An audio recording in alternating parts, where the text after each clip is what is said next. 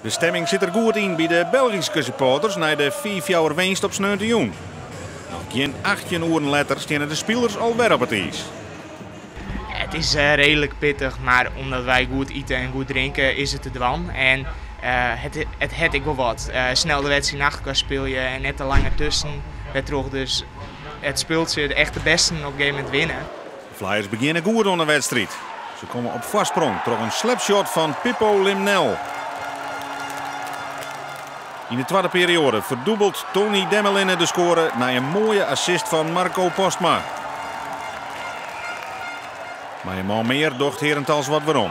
De Belgen boegen sneu een 3-0 achterstand om in de 4-4 winst en kunnen hier dus bij een overwinning de titel pakken. Maar de Flyers antwoorden sterk. Assist Demmelinne, doelpunt Marco Postma, 3-1. In de tweede periode leek het Aldo van Aalderen de zege veilig te stellen. Al weet je dat ze in een ploeg als Herentals neer.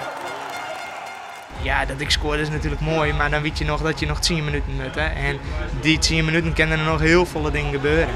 En dat docht blikken. 10 tellen letter is het alweer 4-2.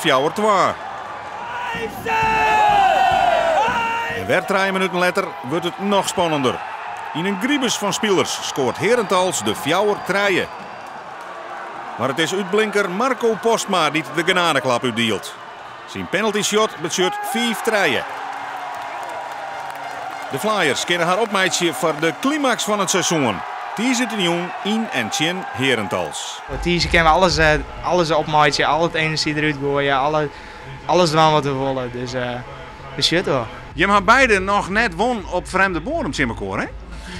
Nee, klopt. Gelijk in. Ja. Dus die cirkel zal een keer terug Brussel worden. Ja, dat gebeurt dinsdag.